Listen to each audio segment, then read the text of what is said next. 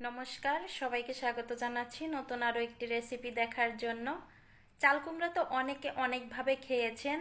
আপু দিদি ভাইরা সবাইকে আমি অনুরোধ করছি আপনারা বাসায় একবার হলেও এভাবে ট্রাই করে দেখবেন। বাসায় প্রশংসার ঝড় তুলে ফেলবে, এতই মজা হবে। মূল রেসিপিতে চলে আসলাম। প্রথমে একটা চাল কুমড়া নিয়েছি, এখান থেকে কিছুটা পরিমাণ চাল কুমড়া কেটে নিব। চাল কুমড়া আমি ছোট ছোট করে কেটে নিয়েছি, ধুয়েও নিয়েছি। এখন এখানে একটা মাছের মাথা নিয়েছি, মাছের মাথাতে এবার দিয়ে দিব লবণ আর হলুদ। আমি একটা মাছের মাথা 4 টুকরো করে নিয়েছি। এখন লবণ আর হলুদ আমি ভালোভাবে মিশিয়ে নিব মাছের মাথার সাথে। মাথাগুলো লবণ হলুদ মাখানো হয়ে গেছে, এবার চুলায় চলে যাব রান্না করার জন্য।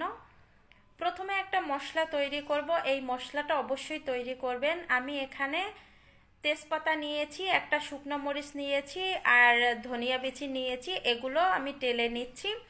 এখন এখানে দিয়ে দিব কিছুটা পরিমাণ জিরা, 1 টেবিল চামচের মতো জিরা নিয়েছি। সবগুলো উপকরণ আবারও কিছুক্ষণ ভাজি করে নিয়েছি, চুলা থেকে নামিয়ে নিব। এখন আমি এখানে দিয়ে দিলাম তেল। তেলটা গরম হয়ে গেছে, এক এক করে আমি মাছের মাথাগুলো তেলের মধ্যে দিয়ে দিব। মাছের মাথাগুলো দেয়া হয়ে গেছে। এখন আমি গ্যাসের ফ্লেম মিডিয়াম টু হাইতে রেখে জাল করে নিব 2 থেকে 3 মিনিট। 3 মিনিট পরে আমি মাছগুলো উল্টিয়ে দিচ্ছি। এক এক করে আমার সবগুলো মাছের মাথায় উল্টিয়ে দেওয়া হয়ে গেছে। মাছের মাথাগুলো ভাজি হয়ে গেছে, এবার আমি নামিয়ে নিব। নামিয়ে নিয়েছি, এই তেলের মধ্যেই রান্নাটা সেরে নিব। এজন্য ফোড়নের জন্য দিয়ে দিলাম গোটা জিরা। এবার কেটে ধুয়ে রাখা চাল কুমড়া দিয়ে দিলাম, এরকম কুচি কুচি করে কেটে নেবেন। তারপরে এখানে দিয়ে দিলাম স্বাদ মতো হলুদ, এখন দিয়ে দিলাম লবণ। সবগুলো উপকরণ দেওয়া হয়ে গেছে, এখন আমি ভালোভাবে মিশিয়ে নিব। মিশিয়ে নেওয়া হয়ে গেছে, এই দেখেন।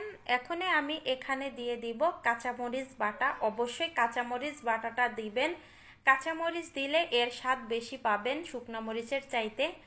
আমি ভালোভাবে কাঁচামরিচগুলো মিশিয়ে নিয়েছি। একটা ঢাকনা দিয়ে 3 মিনিট রেখে দিব। 3 মিনিট পরে ফিরে আসব। 3 মিনিট হয়ে গেছে, 3 মিনিট পরে আমি ঢাকনা তুলে নিচ্ছি। এখন আমি আবারও এই যে কুমড়াগুলো ভালোভাবে একটু নেড়েচেড়ে মিশিয়ে নিয়েছি।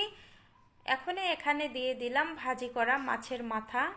মাছের মাথা দিয়ে এই চাল কুমড়াটা আমি আবারও কিছুক্ষণ একটু কষিয়ে নিয়েছি। এবার এখানে দিয়ে দিব জল, আর জলের পরিমাণটা বেশি দেওয়ার দরকার নেই, অল্প পরিমাণে জল দিবেন।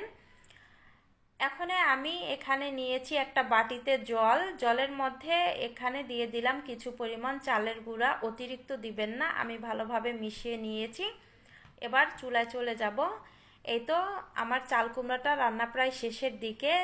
এখন আমি এখানে দিয়ে দিব চালের গুঁড়াটা।